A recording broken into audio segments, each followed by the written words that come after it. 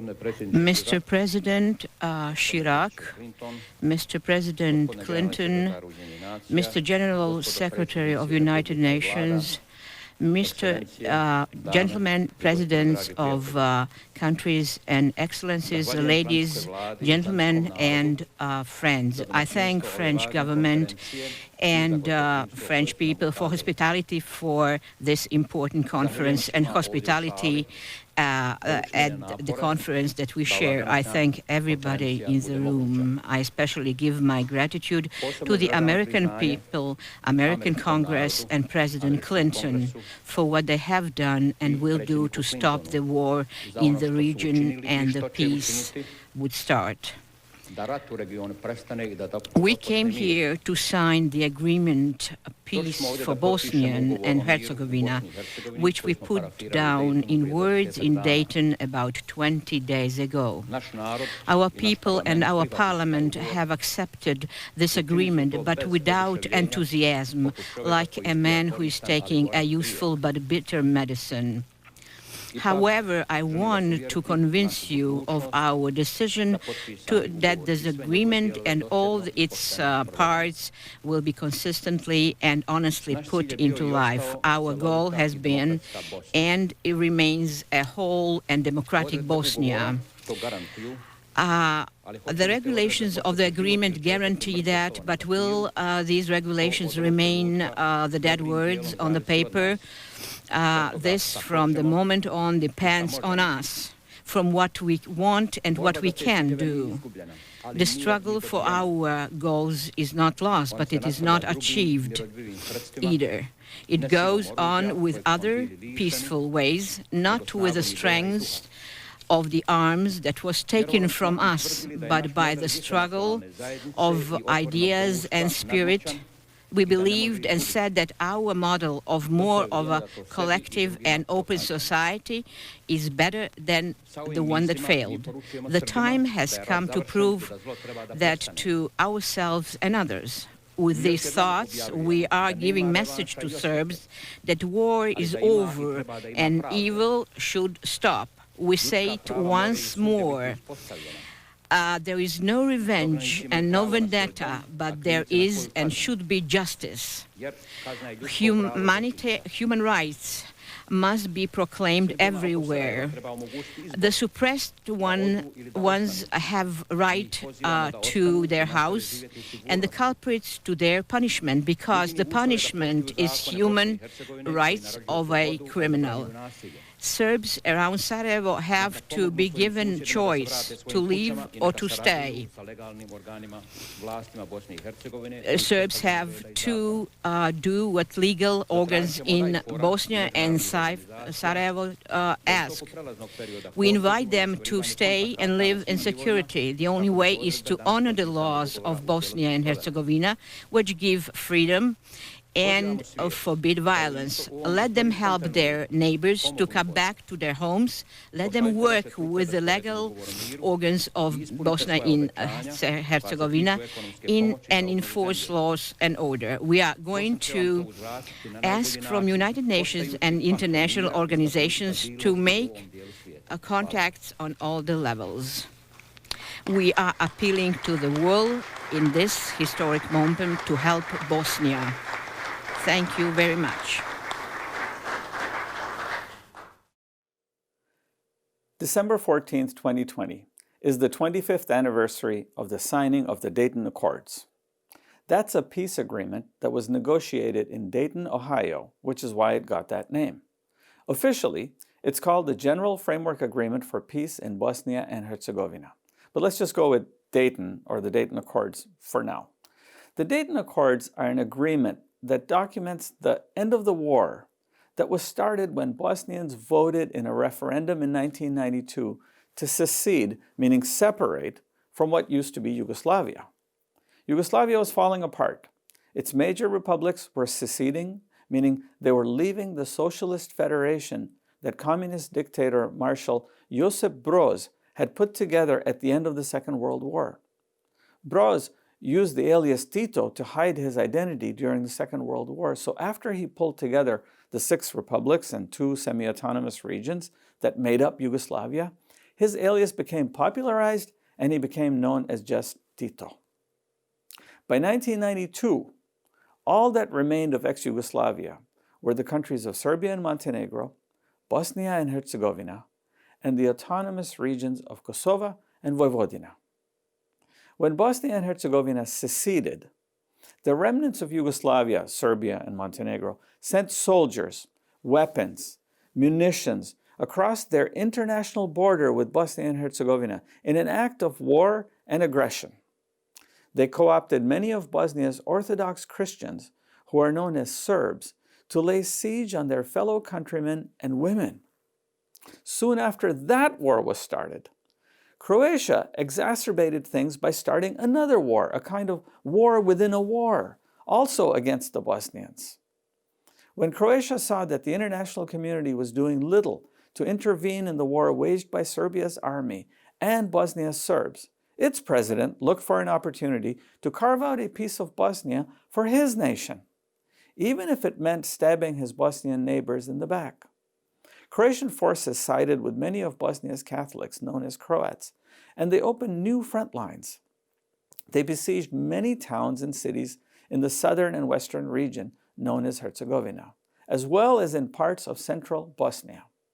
So when Dayton was signed, the head of ex-Yugoslavia, a man named Slobodan Milosevic, and the head of Croatia, a man named Franjo Tuđman, were brought together with Bosnia's president Alija Izetbegović to ensure that Bosnia's two hostile neighbors would also respect and uphold the peace that was being negotiated.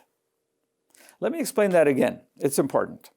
Even though Bosnia was recognized as a fully sovereign nation, the framers of Dayton had to bring in Milosevic and Tuđman to ensure they would cease hostilities and they would use their authority over their forces fighting in Bosnia to respect the peace. The American-led diplomatic team that negotiated the peace tried to sell the public relations ploy that Milosevic and Tuđman were brought to Dayton to represent the Serb and Croat people, meaning the Orthodox Christians and the Catholics of Bosnia and Herzegovina. In reality, Serbia and Croatia were supplying their compatriots in Bosnia with arms, logistical support, reserve troops, and backup firepower whenever and wherever they faced pushback from the Bosnian army. So the idea that Milosevic and Tuđman were at Dayton to represent Bosnia's Croats and Serbs is an absurdity. Imagine if France were called in to represent the Basque in Spain, or if Britain were called in to represent the Protestant minority in Ireland. Well, that's what the framers of Dayton did with Milosevic and Tuđman. But of course, even if it was absurd, it was a necessity. If France had been supplying the Basque with weapons, or if Britain were fueling Protestant separatists in Ireland, then naturally the peace negotiators would have to bring them in to any agreement to ensure their meddling stopped and get their assurance that they will stop undermining the peace process. But in the end, it didn't matter how the reasons for Milosevic and Tuđman's presence were explained. It was absolutely necessary that these two men agreed to the peace because they had their fingerprints on the orders, finances, motivation, and encouragement, and agreement in what the International Criminal Tribunal for Yugoslavia characterized as a joint criminal enterprise. That needed to be shut down after it took more than 100,000 Bosnian lives and displaced over 2 million Bosnian people from their homes. The American diplomatic team that framed the accords intentionally and perhaps irresponsibly sidestepped the issue of responsibility for the war and instead attempted to only outline terms for peace. Given that a quarter century has gone by since its signing in 1995, I wanted to look back and ask, how is Dayton working out? My name is Irfan Mirza, and I'm the education chair at the Bosnian American Institute. A couple of years ago, I wrote a book called The History of Bosnia and Herzegovina.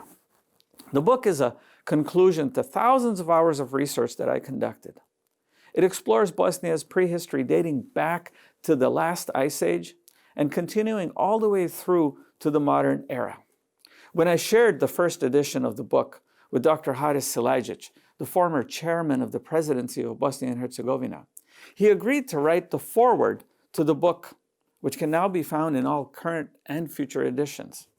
Dr. Silajic called the history book one of the 3 most important texts about the Bosnian people. That's a remarkable honor. How did I get to know so much about Bosnia? Well, from 1992 to 94, I spent all my time crisscrossing the front lines of the war in Bosnia on a mission to deliver humanitarian aid to places and towns where the UN couldn't reach. I worked as an advisor to the UN field office and coordinated the efforts of many NGOs that came to Bosnia to try to help.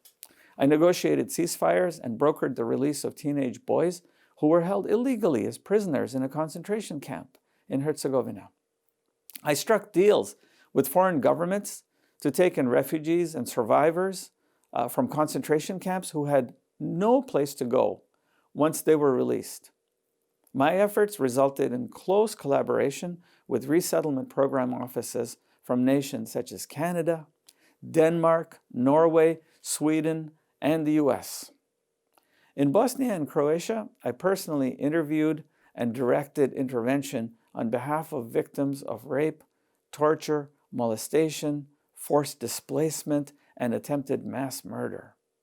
In the fall of 1992, I proposed a course of action to the Canadian Foreign Ministry to help alleviate the suffering of so many displaced people escaping genocide. But the Canadian Foreign Ministry was intransigent under the belief that the Council on Foreign Relations had the situation figured out and that peace negotiations with Serb forces were imminent through Canadian peacekeepers that were sent to Bosnia. In the United States, I appealed to congressional delegates in 1994 to establish a family reunification program so that refugees entering the U.S. would not have to choose between a life of safety and hope over reunification with their immediate family members. Over the years, I learned the Bosnian language. I read Bosnian books, and I got to know the people better. I learned about their cultures, traditions, religions, strengths, and even areas where they could grow as a society. I read everything that I could about them. I read the opinions of Western diplomats and delegates assigned to the country. I read foreign policy articles written by pundits, some of whom actually never took a step in the country. And I read what Bosnians had to say about themselves. I even read what their enemies from the 1990s wars had to say about them. I follow their media closely and track sort of the ebbs and tides of their news. I follow current events, the political melodrama that unfolds each day in the various capitals and cities and public offices.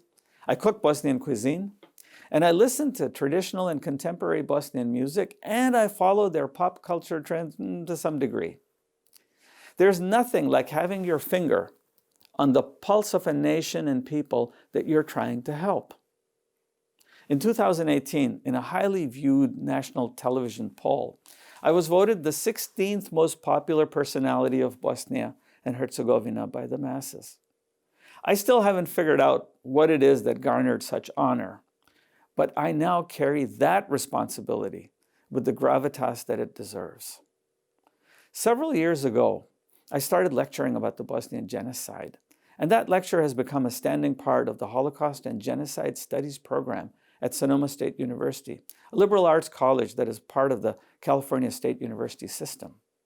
I spent countless hours speaking to scholars, researchers, academics, public officials, and hundreds of citizens to learn their perspectives and understand their concerns about the most pressing issues facing Bosnia. One of the most often cited concerns that Bosnians have shared with me is about the Dayton Accords and how to tell whether they're working or not. This is what I want to explore today. To begin, we must understand what Dayton is. Then, we must figure out how to measure its effectiveness. But there's one slight complexity that we need to tackle before we do any of that. And that is to figure out how we would approach the whole question of effectiveness. More specifically, in the case of Dayton, how you measure effectiveness is largely determined by who is asking. Let me explain. Let's say we reached out to the United Nations and asked how they think Dayton is going. They would point to the report of the OHR, which presented its latest view last month, and that view forms the collective impressions of the UN. If you wrote to any European country to ask about the state of security in Bosnia, they would point you to the OSCE, which helps form the collective view of the European Parliament. If you ask the United States, they would point you to the US foreign policy establishment, which collects its views through the State Department, the US embassies, and all the government agencies involved in Bosnia and Herzegovina. But when you ask the people who are most affected by Dayton, meaning the citizens of Bosnia and Herzegovina, they cannot present a collective view of the nation because no single Bosnian has been given the authority by Dayton or has consensus in Bosnia to present one. This is the first issue with Dayton. Without even looking at the terms and conditions that the document holds, the accountability for the effectiveness of Dayton is within reach of everyone but Bosnians.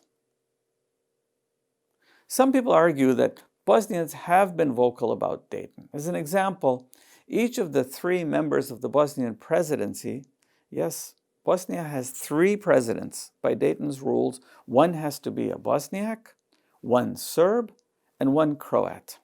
These 3 ethnic groups are called in the agreement as the constituent peoples of Bosnia and Herzegovina. When any of Bosnia's 3 presidents expresses their own opinions about the matter, the opinions are not just politically charged, as you'd expect. There's no collective voice of the people in them. So again, the opinions of the presidents are not the opinion of the country. Even if the 3 presidents could somehow miraculously agree on the state of affairs, they would still have to get approval from the Council of Ministers, which is where the executive powers rest in Bosnia. They would have to run it past Parliament and the political parties, all 47 of them. Now, when will that ever happen? And yes, there are 47 political parties in Bosnia this year, and that's not including the 20 that got defunct over the last few years. Why do they have so many political parties? Simple. There's money from foreign governments to catalyze or kickstart what they believe is support for democracy. They feel the more political parties they fund, the more democratic Bosnia will become. It would be interesting to see Belgium with 47 political parties. And Belgium has a population that's about, 4 times the size of Bosnia? With this many political parties, Bosnian voters have their work cut out to know who they should vote for. Their collective votes are spread across so many choices that they become diluted. And most of the 47 parties don't get any kind of mandate, nor are they able to form sustainable coalitions that can achieve common purpose or focus their collective power on a single North Star. The parties tend to realign to the notion of the Dayton-prescribed constituent peoples, and that creates ethnic polarities.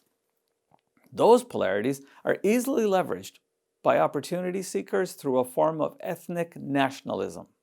So let me recap the first issue.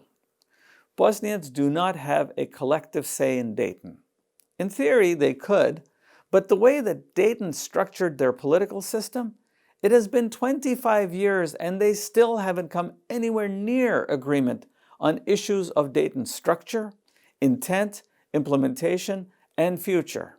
In other words, they haven't come anywhere close to agreeing on the issues that matter the most, including what to do about Dayton.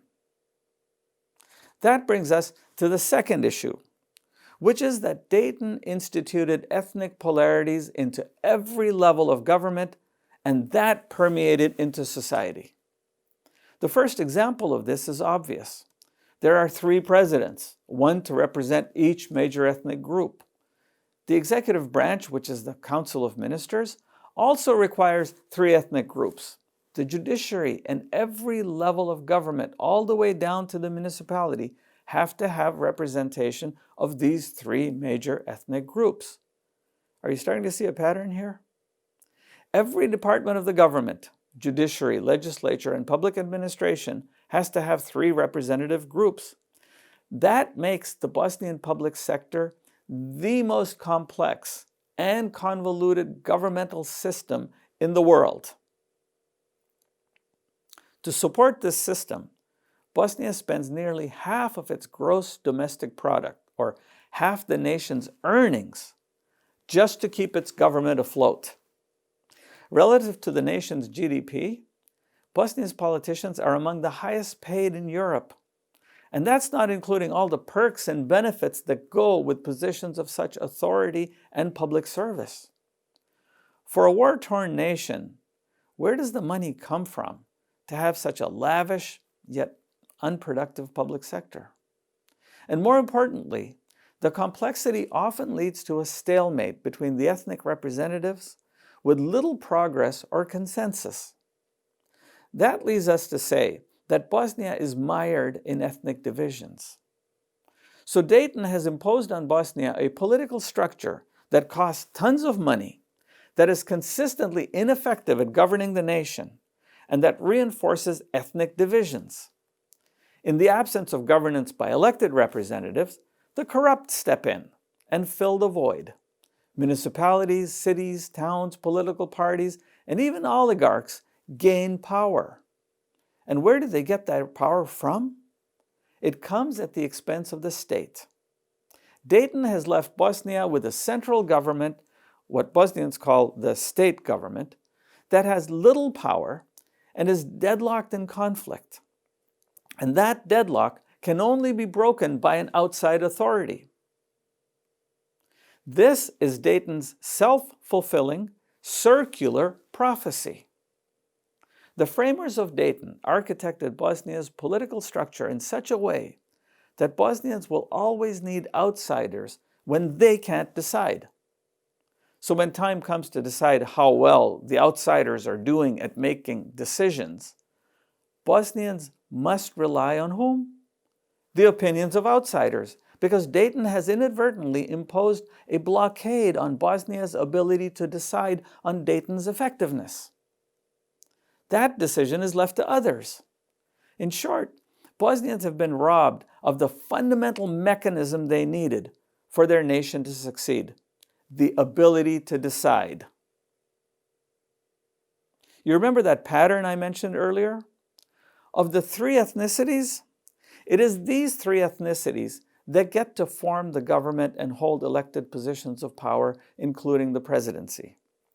It begs the question, does anyone other than those 3 ethnicities live in Bosnia? And what if someone is the child of mixed ethnicities? What if someone decides they don't want to be part of one of those ethnicities? The European Court on Human Rights did see the issue of the ethnic pattern, and they went so far as to rule it as discriminatory.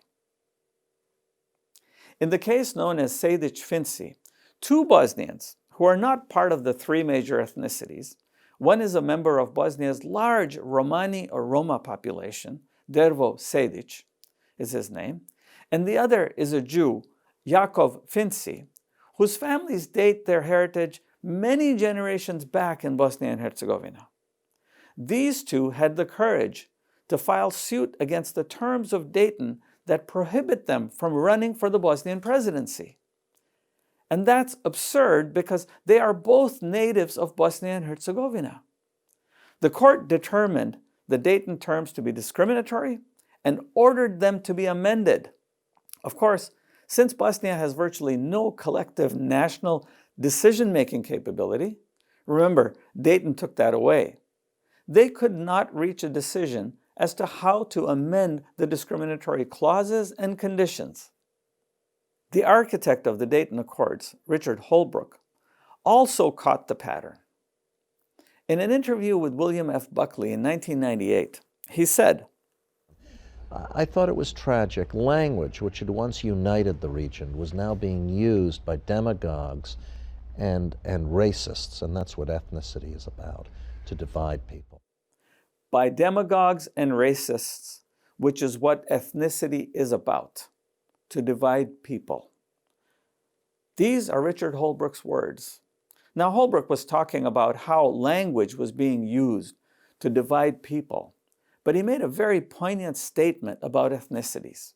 When ethnicity is used as a lever for racism, it can be used to divide people. And that is exactly what's happening in Bosnia and Herzegovina. A recent study conducted by the OSCE in Bosnia reported that 87% of Bosnians saw discrimination as a widespread problem in Bosnia. And yet, it was Holbrooke himself who ensured that ethnic polarities resounded and reverberated throughout the sections and annexes of the Dayton Accords. This constitutes the third problem with Dayton. Dayton reinforces racism, which is then used as a lever to try to divide the people of Bosnia and Herzegovina. Let's not forget that Dayton came about as a years-late attempt to end an all-out military assault on the civilian population of Bosnia and Herzegovina.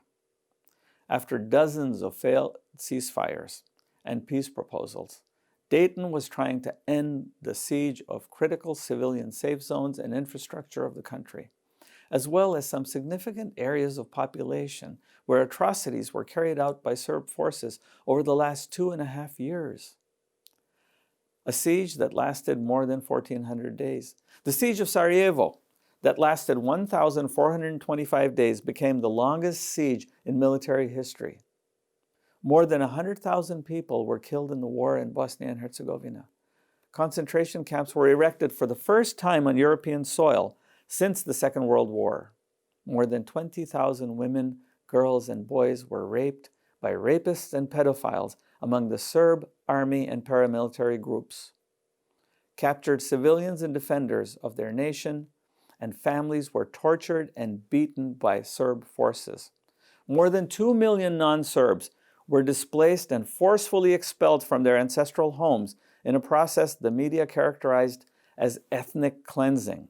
The last time the Balkans saw such ethnic cleansing was when Belgrade, Serbia's capital, was the first city in Europe to declare in May of 1942 that it was Judenfrei, free or devoid of Jews. As if the carnage from the Serb offensive was not enough, Bosnia's Croats launched attacks of their own and contributed to the atrocities and crimes against their neighbors, friends, and even their own relatives, just because they were of a different ethnicity. After all was said and done, both the Serbs and Croats began a narrative that all sides were involved in the war. Of course they were. The Bosnians had no choice but to engage in the war to defend themselves. Then a new narrative began that all sides committed atrocities. The logic of these narratives fails me, because more than 90% of the atrocities were committed by Serbs and Croats, Serbs carrying the lion's share of responsibility. And moreover, it needs to be noted repeatedly that only one side committed genocide, the most heinous crime against humanity that could be conceived in the history of mankind. And that side was the Serb forces supported by Serbia and Montenegro. So let's get these false and unfounded narratives out of the way if we are going to talk about a sustainable, peaceful, and just future. Given this background, and to ensure that such atrocities aren't inflicted on the people of Bosnia by its neighbors again, for the last 25 years, the OHR and the international community have been present in Bosnia and Herzegovina. Thousands of international workers combed the streets of Bosnia's cities towns and villages stitching together fragments and remnants of a torn fabric that is the outfall of Dayton's fundamental flaws. And it doesn't look like their whack-a-mole approach is ever going to end. The head of the OHR, Valentin Inzko, just asked the UN Security Council to extend the mandate of the International Peacekeeping Force for another year. The peacekeepers are known as EUFOR, and the UN just approved that they could stay in Bosnia for another year. But wait, if Dayton is such a good agreement, then why have we needed peacekeepers to be in Bosnia for 25 and now 26 years? And the OHR didn't say when they think conditions will improve in Bosnia. That means that Dayton could require an international presence and peacekeepers, what, indefinitely? And there are some 35,000 additional NATO troops that are waiting in the wings in case they are needed to get the European peacekeeping force out of a jam when they get into one. And that's the fourth thing that's wrong with Dayton. It requires military force and an international civilian presence to keep the peace. That's not what I could call a model of success. So, who keeps Dayton running? Well, the highest authority in the country, according to the powers that hold Dayton in place, is the High Representative, the head of the OHR. But in its 25-year history, the OHR has never been headed by a Bosnian. Let's see.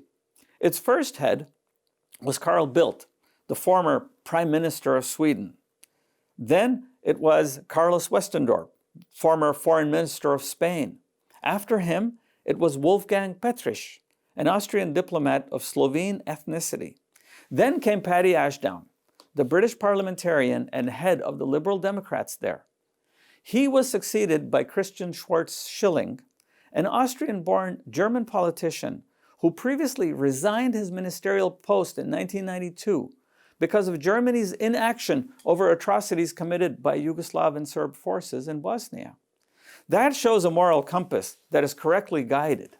And with Schwarz-Schilling's mandate, the OHR was supposed to shut down, but it didn't.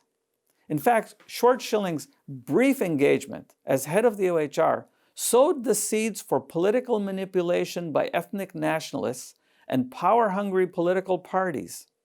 Especially in RS, among Serbs, the notion of impunity arose where Serb politicians behaved as if they could get away with anything, including selectively embracing parts of Dayton while rejecting others.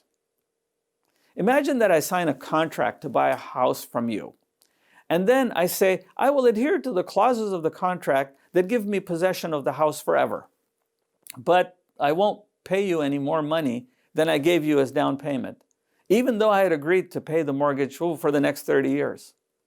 Well, that's the type of Pandora's box that Schwarz-Schilling allowed to open in Bosnia. That required the next head of the OHR, a Slovakian diplomat named Miroslav Lajčák, who was formerly the Minister of Foreign Affairs for Slovakia, to step in and take drastic measures to curb runaway politicians. He removed some from office and imposed sanctions to reestablish the rule of law. Mr. Lajčák was replaced by Valentin Inzko, an Austrian diplomatic service officer who seems to have landed his dream job. Is it fair to say that? Well, each of the high representatives served for about 2-year terms and stepped aside to let somebody else come in, with the exception of Paddy Ashdown, who stayed in the role for almost 4 years. In contrast, Valentin Inzko has been enrolled since 2009. In a couple of months, he will be going into his 12th year, making him the longest serving high representative. And by the look of things, he never has to get reelected to his post. That makes it a dream career for a diplomat or politician, doesn't it? So when I look at the list of all these distinguished gentlemen, I'm forced to ask, what happened in Europe? Did they run out of women to put in this post? Never mind. The point is that none of these high representatives is Bosnian. To put it in terms that US President Abraham Lincoln used in Gettysburg, The highest authority in the country is not of the people. He is non-Bosnian, European. His deputy is American, by the way. And who put them there? Just as Dayton was signed, an international body known as the Peace Implementation Council was given the responsibility to implement the terms of the Dayton Accords. The council is made up of 11 charter members, and now it has a roster of about 55 countries, a dozen international organizations, and another dozen observers. And by the way, the two countries that attacked Bosnia in the 1990s, Serbia and Croatia, also sit on the council, as does Bosnia Herzegovina. Wait, what? The country that started the war against Bosnia, Serbia, sits on the council that implements the peace? And the other country that exacerbated the war by opening a new front of attack against Bosnia also sits on the council? I'm going to let you absorb that for a second. Isn't that like sending the guy who murdered your husband and killed your children to keep a watchful eye over your house so it doesn't get robbed? I guess Europe really believes in the adage about keeping your friends close and your enemies closer. I wonder what Poland would have said after the Second World War if, Germany was given a seat on the council that provided oversight and financing to rebuild the nation. That would have been entirely unacceptable in Poland. Yet, it is acceptable in Bosnia. In all fairness to the council, though, they do have to keep Serbia and Croatia close to the implementation of peace because it is these two nations that pose the greatest threat to peace in the region. Back to Dayton. We just explained that the head of the OHR isn't Bosnian, and the position he occupies isn't filled by a representative from the people of Bosnia and Herzegovina. So he's not of the people, and certainly not put there by the people. He is put there by the council. That leaves only one more test of Abraham Lincoln's great definition of democracy. Who does the highest political authority in Bosnia work for? His salary and the OHR's budget is approved by the European Parliament, and it comes from the general budget of the European Union. The OHR is accountable to the EU, and its reporting structure pyramids up to the Council, of which the EU is the paying member.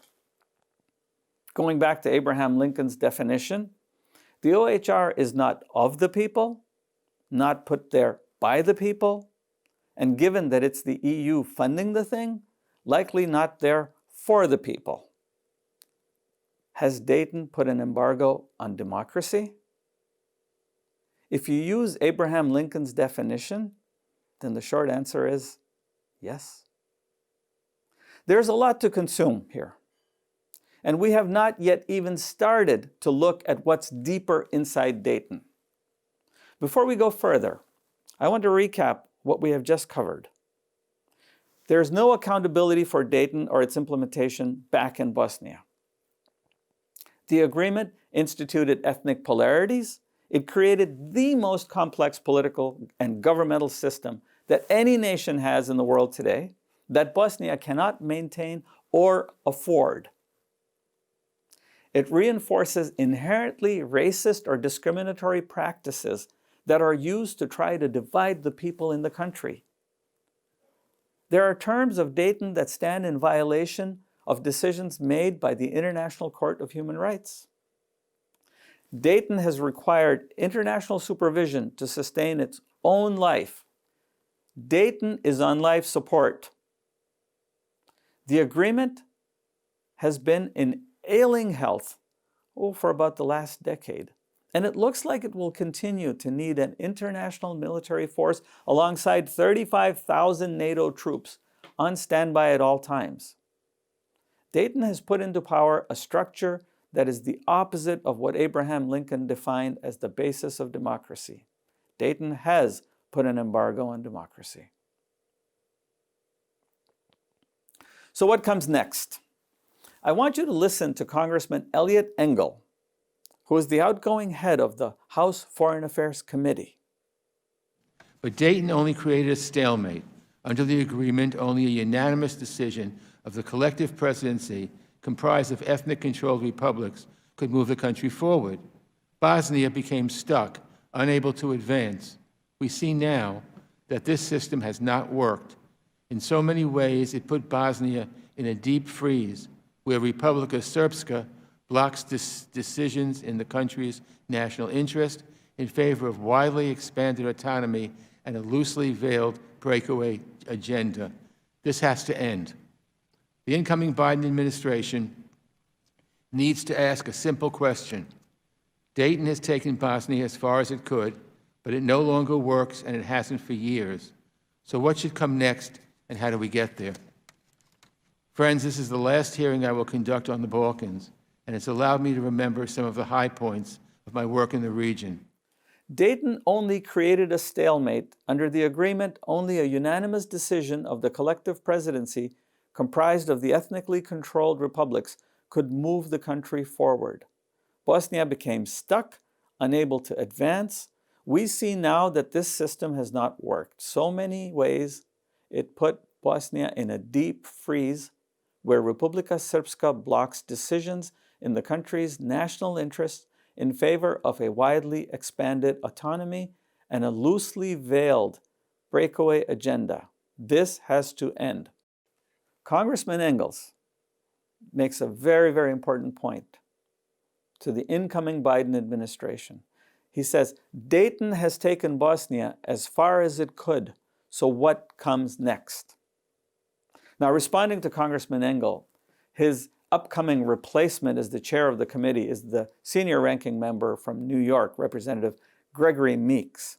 And here's what Chairman Meeks asks. How can we and the Biden administration better cooperate or work with Brussels? But most importantly, where and how should we push them? Where was the right button to push them to be apart, and how should we do that? Well, I will soon be calling you Mr. Chairman officially. I'm delighted that you're going to have the role, and I look forward to working closely with you. Let me just say, I think that we need to recognize that one of the leverage aspects in terms of behavior change among these countries is that they are eager to get into the European Union. Therefore, I think it is important for us to cooperate with the European Union. Time out, Secretary Albright. I wonder if the former secretary had an opportunity to fact-check her testimony with Professor Janusz Bugajski, who also testified at the same hearing alongside Mrs. Albright.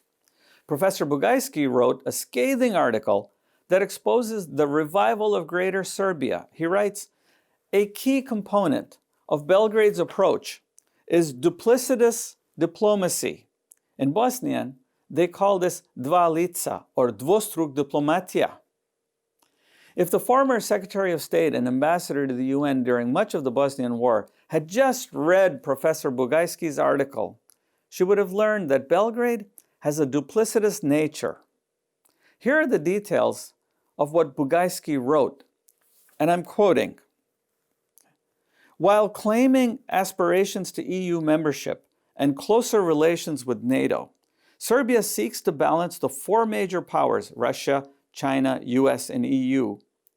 It aims to benefit from each diplomatically, economically, and militarily in imitation of Yugoslavia's strategy of non-alignment after Tito's rupture with Stalin in 1948.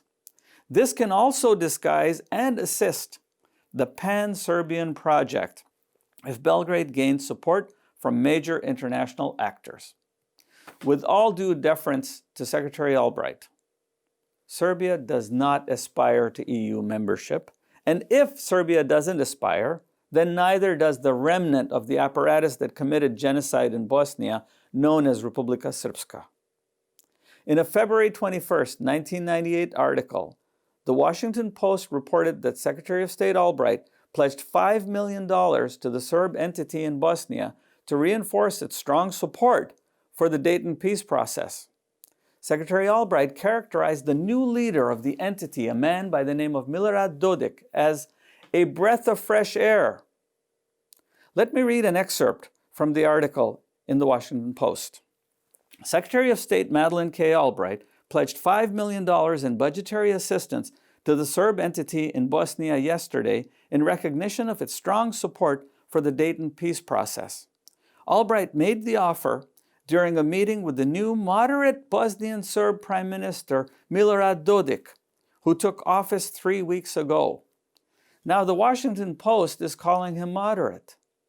When Dodik turned up for his appointment, Albright felt like a breath of fresh air had blown through the room, State Department spokesman James P. Rubin said, according to the Post. But Mrs. Albright wasn't the only one who was fooled by Dodik. In his book on the Yugoslav wars, Nigel Thomas cites British Foreign Secretary Robin Cook as saying that Dodik's government did more in its first 2 weeks to improve the lives of the people than its predecessor did in 2 years. So if Dodik was this breath of fresh air and did more to improve the lives of people, why didn't Bosnia make progress? Turns out that Mr. Dodik had an alternate agenda. On the one hand, he was going to convince the international powers that he was a moderate, and he did that. On the other, he would show his venomous fangs when he was sufficiently empowered. And that's not just me saying that. Here's what the U.S. Department of the Treasury said when they sanctioned Dodik in 2017. By obstructing the Dayton Accords, Milorad Dodik poses a significant threat to the sovereignty and territorial integrity of Bosnia and Herzegovina, said John E. Smith, acting OFAC director. That's the Office of Foreign Asset Controls in the Treasury Department. Albert Einstein said, "We can't solve problems by using the same kind of thinking we used when we created them." This means that Secretary Albright's thinking needs to change. In fact, the entire team that put Dayton together and the team that is sustaining it through life support today needs to change their thinking. By now, you must be thinking, if Dayton is so bad, has any part of it worked? Professor Daniel Server, a retired U.S. Foreign Service officer and former director at the U.S. Institute of Peace, recently wrote an article in the Journal of the American Foreign Service Association, where he shared his perspective on Dayton. Professor Server was one of the negotiators who broke the deal between Croats and Bosniaks in a treaty known as the Washington Agreement in 1994. We will come back at a later time to discuss the effectiveness of that agreement. But first, let's finish talking about Dayton in this series. Here's what Professor Server wrote about Dayton. It ended the war. It attracted massive international reconstruction assistance and permitted some people to return to their homes and restart their lives. But politics at all levels remains frozen in a constant struggle of conflicting ethnic group rights. These are the rights that Dayton shoved down the throats of the Bosnian people. Professor Server continues, the elaborate architecture of the state, division into two entities, majority Serbian Republika Srpska and the Croat Bosniak Federation. Wait, is that unintended bias? The Croat Bosniak Federation? Croats account for about 15% of Bosnia's population. Yet they got first billing when Professor Server names them in the Federation? I'm sure Professor Server meant to say the Bosniak Croat Federation and not the Croat Bosniak Federation. Or is there some insidious force trying to create an undercurrent to over-entitle Bosnia's smallest constituent minority, Croats as they're known? But let's go back to Professor Server's analysis, and I'm quoting again. The division of the Federation into cantons and ultimately division of both entities into municipalities ensures ethnic vetoes over all important decisions and many unimportant ones. Government jobs, state-owned companies, and other public resources are divided up on an ethnic basis. Difficult to remove party bosses thrive and stash ill-gotten gains abroad while citizens complain and hope to emigrate. Professor Server says the promise of eventual EU membership used to be a strong incentive for reform when it was first offered, but it is now completely in doubt with Europe mired in its own problems and the pressure of the UK's exit. So this begs the question, of the things that did work in Dayton, what caused them to succeed?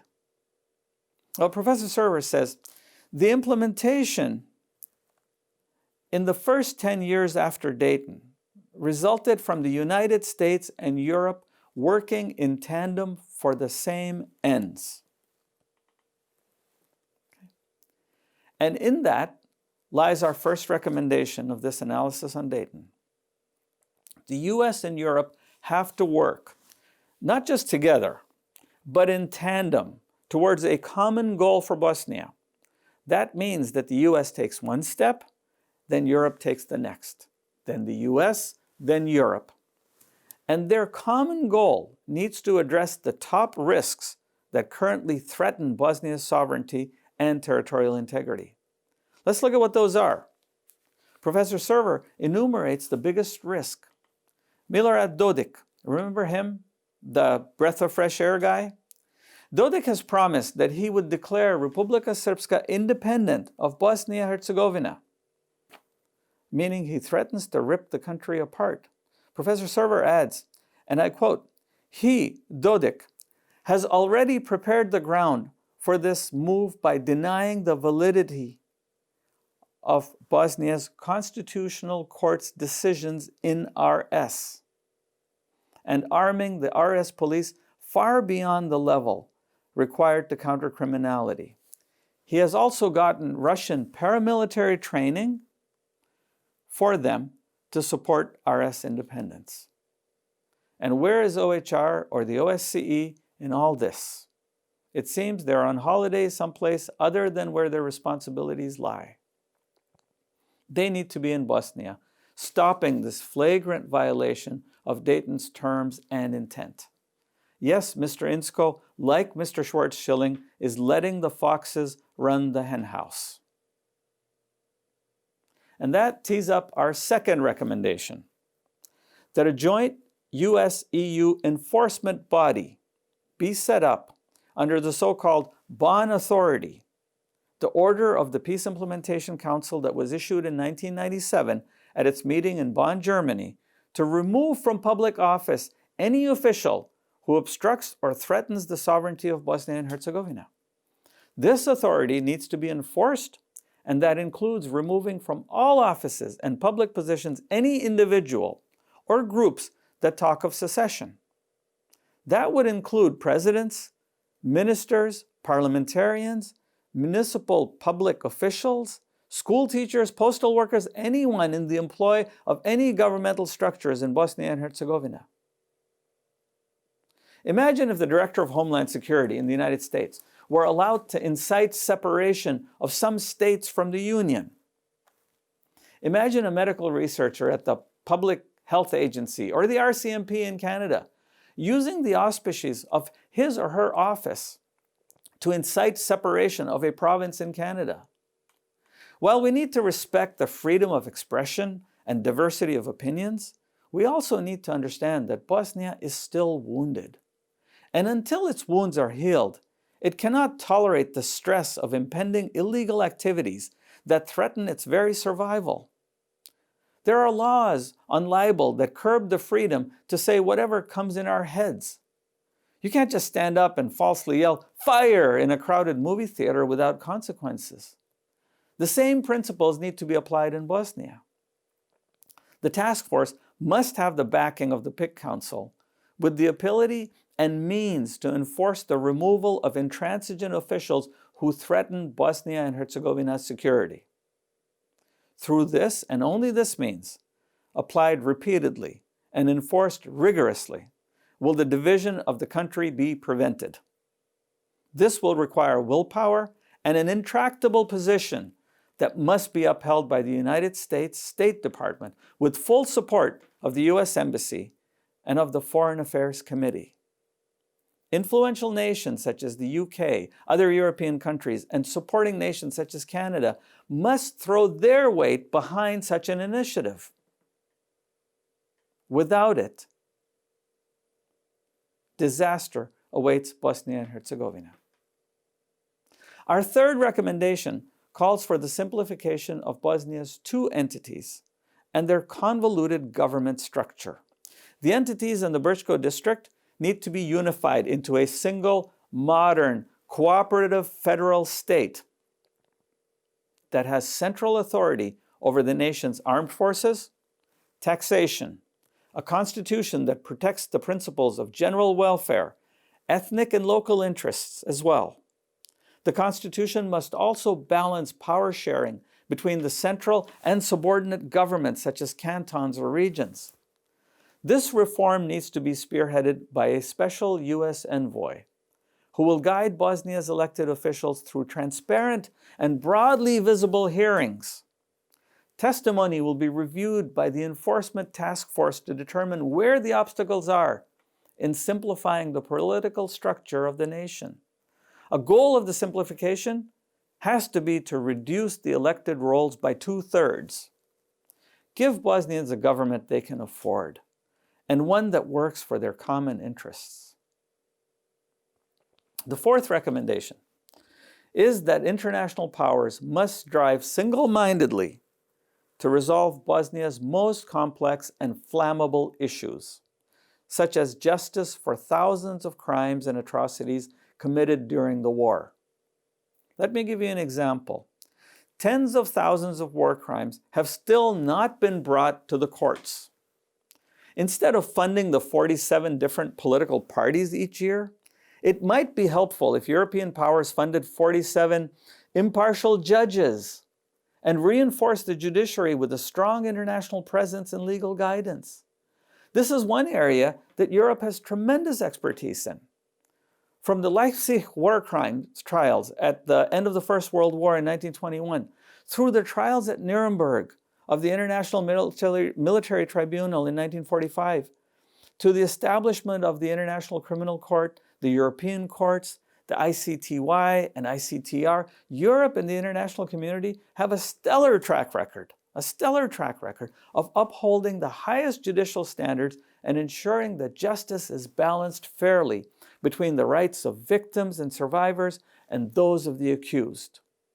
This is critical to ensure that the acts of genocide, war crimes, and crimes against humanity not be rewarded with freedom, prosperity, autonomy, authority, and the opportunity to do more harm to victims, witnesses, and those trying to put their lives back together after losing so much. The rule of law has to be instituted with equality of privilege for all classes of citizens, not just the three constituent peoples. Market and economic liberalism, the protection of labor, strong social welfare considerations, and a clampdown on corruption and systematic discrimination must ride high on the list of priorities of any international engagement in Bosnia. To achieve this, Bosnia needs to have central authority over its sovereignty, both external and internal. Professors Patrice C. McMahon of the University of Nebraska and John Western of Mount Holyoke College and the Five Colleges explained the situation with Dayton in an article published in Foreign Affairs magazine in 2009 entitled "The Death of Dayton: How to Stop Bosnia from Falling Apart." That's the title, "The Death of Dayton: How to Stop Bosnia from Falling Apart." They say, Bosnia was once the poster child for international reconstruction efforts. It was routinely touted by US and European leaders as proof that under the right conditions, the international community could successfully rebuild conflict-ridden countries. The 1995 Dayton Peace Agreement divided Bosnia into two semi-independent entities. the Federation of Bosnia and Herzegovina, inhabited mainly by Bosnian Muslims and Bosnian Croats, and the Serb-dominated Republika Srpska, Serb Republic or RS, with its own government controlling taxation, educational policy, and even foreign policy. In our recommendations, we already covered changes to the structure of the government, which addresses the political structure, taxation, and foreign policy, all of which will rest with the central or federal government, the state government as they call it. But we also need to cover education. Without a common education focus, it is no surprise that more than half of Bosnian school students aren't being taught about the genocide that the generation before them had to endure. They have no way of distinguishing war heroes from war criminals. Genocide acknowledgement and atonement from denial, they have no concept of that. Certainly with the courts being largely dysfunctional and thousands of criminal cases backed up in the court's backlog, the truth about war crimes, atrocities, and genocide is something that Bosnian school children will never have the benefit of learning, either through their schools or through the media that covers the courts. If there aren't court cases, there's nothing for the media to cover. If the courts aren't trying the cases, there aren't any results on which to base an understanding of what happened. In fact, the head of the OHR identified to the UN Security Council last month a dangerous situation where a student dormitory, a college student dormitory, was named after convicted genocide criminal Radovan Karadzic, the former president of the Serb Republic. A plaque was inscribed with his name and officials mounted it at the entrance of the student dorm. Dodik, the breath of fresh air, was present to glorify the criminal just days before his verdict was read by the International Criminal Tribunal in The Hague. So until educational policy includes teaching about the genocide committed by Serbs in their schools, Bosnia and Europe can be assured of continued genocide denial, especially among next generation Bosnians and Serbians in Serbia. Similar to the Serb boycott of evidence-based learning, the Croats are not teaching about the atrocities and betrayal that was committed in Herzegovina. This leaves Bosniaks the arduous task of risking good relations with the other ethnicities and power brokers at the cost of educating their own youth about the genocide and atrocities carried out against their people. Let me continue with Professor McMahon and Western's piece, and I quote, "The political order established by Dayton seems to be careening dangerously off course, just as the guardrails for 14 years prevented a descent into violence are being dismantled. As locals fret about the future, international organizations have already begun to withdraw from Bosnia. The powerful instruments of authority that the international community once possessed there have been diluted by extremist ethnic factions and by fading global interest in the country. It is my sincere hope and wish that every Bosnian in America, Canada, and all over the world, including those in Bosnia and Herzegovina, embrace this 5-point framework as an imperative that allows the nation to finally put Dayton in palliative care, where its stewards can take comfort and let it rest as the ceasefire agreement that it was architected to be. When reforms such as the ones that I've outlined are implemented in Bosnia and Herzegovina, then and only then can we declare that Dayton was a success. May it rest in peace."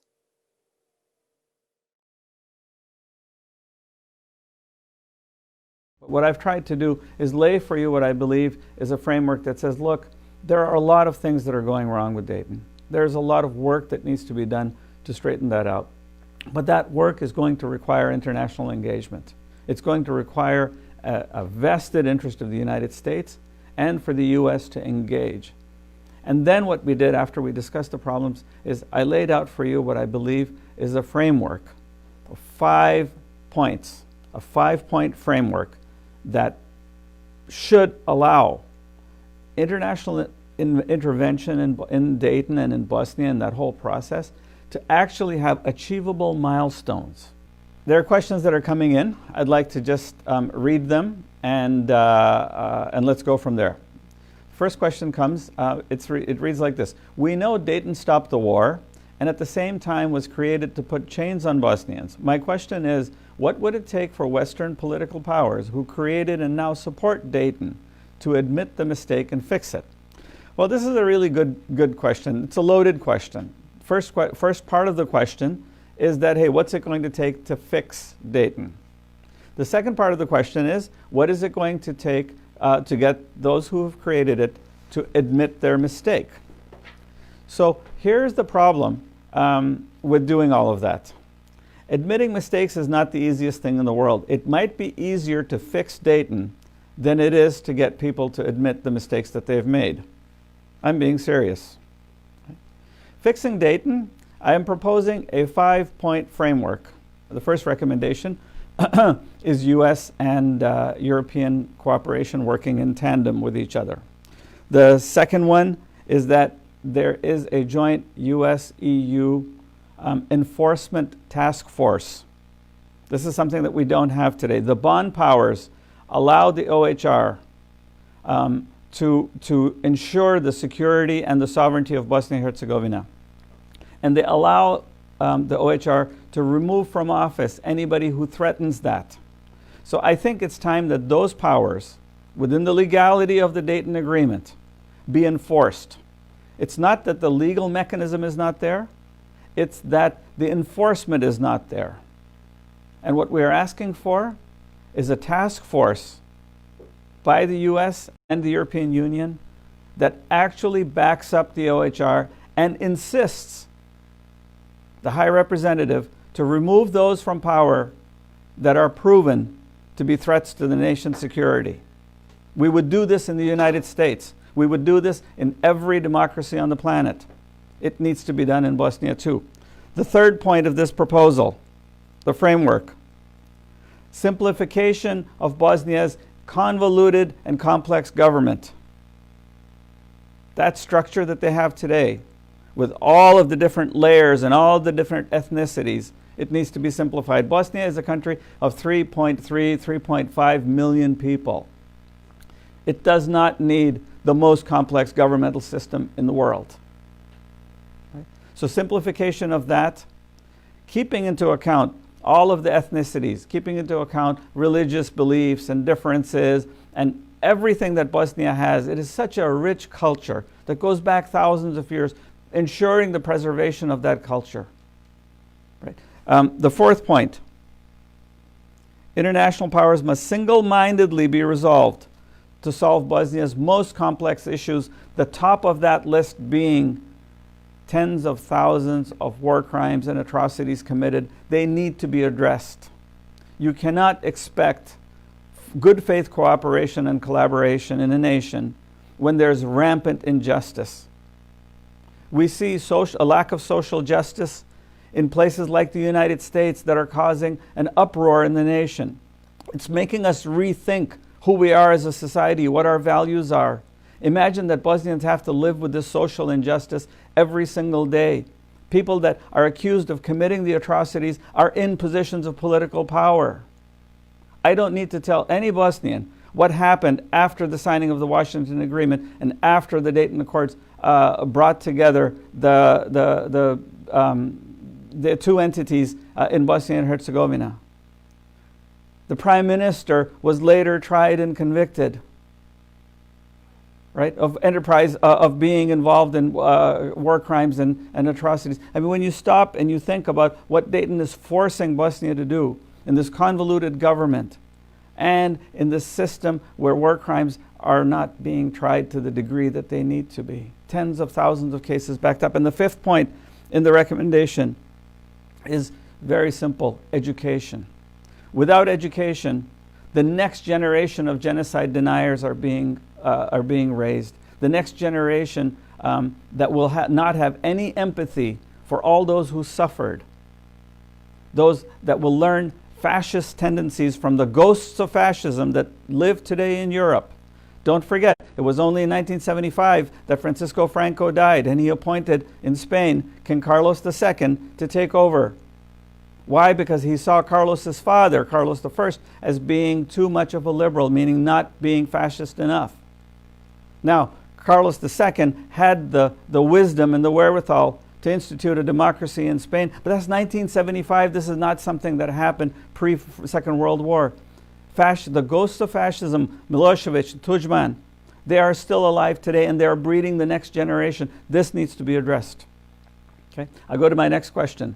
What do you think should be done to prevent any type of escalation of violence that actors such as Dodik might end to enact? Wow, it seems like any reform for progress needs to be mandated. How would you ideally like to see Bosnia organized? So when you think about the United States and how it was organized, it was a confederation at first. Confederate papers gave the federal government, the Confederate government, a loosely structured mandate with virtually no authority. That's not all that different than where Bosnia is today. Its central government has virtually no authority other than being able to negotiate somewhat foreign treaties, some level of control over currencies and things like that. I think that confederation then evolved in the United States into a cooperative federal structure. And this is what I would recommend for Bosnia and Herzegovina. Not a unitary federal structure, but one that's known as a cooperative federal structure. And you can look this up, it's well written about. The cooperative federal structure allows the federal or the central government to have authority over taxation, over, and I'm recommending over education simply because it's so badly needed. And that structure then cooperates and collaborates with the states, or with, in the case of Bosnia, the cantons or the regions. That's the structure. The cities, of course, have their municipal structure. Bosnia is a very small country as far as population is concerned and area. I don't think they need to have a more elaborate structure than that. So that is how I would encourage all Bosnians to start thinking, and certainly our policy recommendation is exactly that. Now, question about violence, I just want to make sure there's no need for violence at all at this point in time from any side. Bosnia has had 25 years of peace. People have not had to worry about their sons being lost in battle someplace, about massacres happening, about their husbands or about their wives or their daughters. I think that peace needs to persist at all costs in Bosnia. At the beginning of my webcast, you saw the presentation by former President Alisa of Bosnia and Herzegovina, who stood in the Elysee Palace in Paris when signing the Dayton Agreement on this day, 25 years ago, where he said, "We will adhere to the peace, no matter what the cost." And this is what Bosnia's legacy is going to be. Its history in the world will be recorded as the nation that adhered to peace.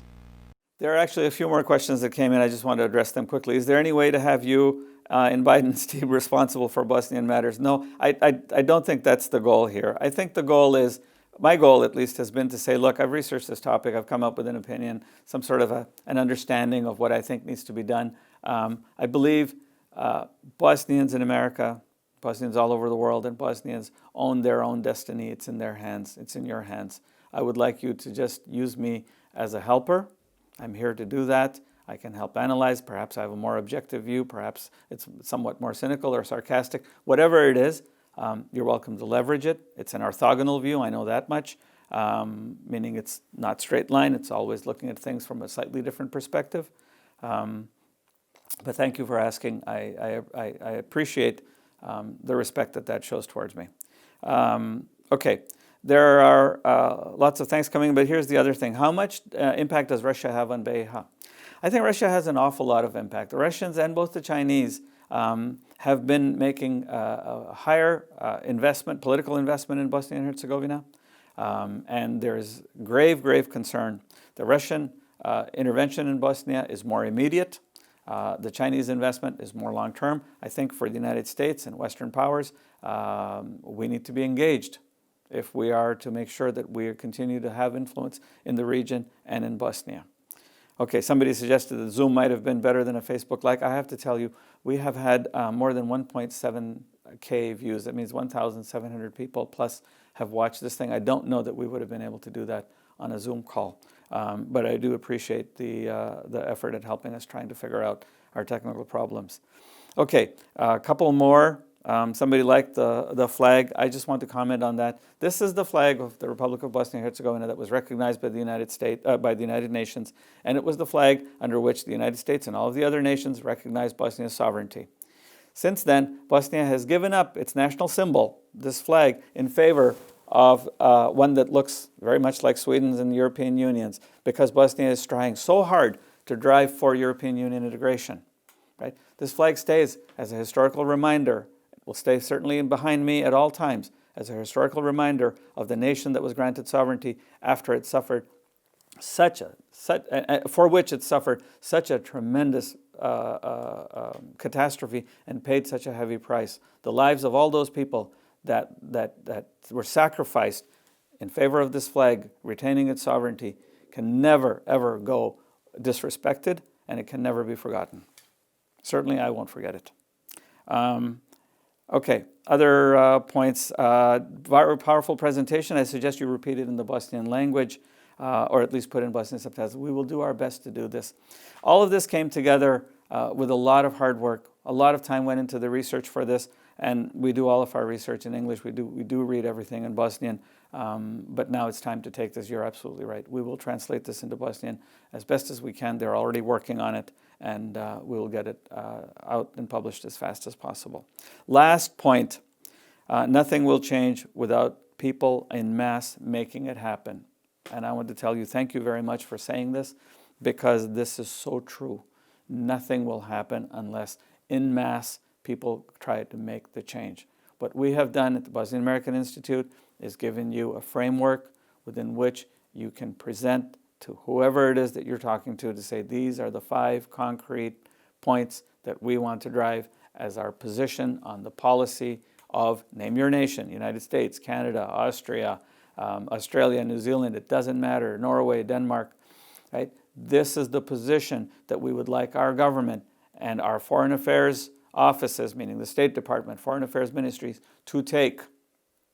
They can make the decision on their own to take somebody else's policy paper and somebody else's position, but I can assure you that when I've seen them do that for the last 25 years, it hasn't really worked out.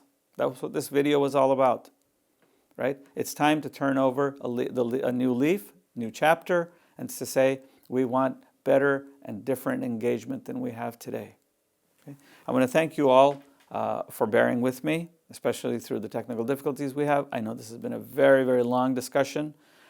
We will archive it. It will be available on our Facebook page. It will be available, I hope, on our links on our website. Please come back and review it if you feel like it. I welcome your comments. Keep open the dialogue. If you agree with things, let us know. If you disagree with things, please let us know. Our purpose here is to encourage discourse and debate. I want to be the agent that gets people talking to each other. It is when Bosnians have conversations among yourselves and I can step out of the way and fade into the background, I'll be happy to see those conversations bloom into the behar, as they call it, that Bosnia is in Europe. Thank you very much. Until next time, I'm Irfan Mirza.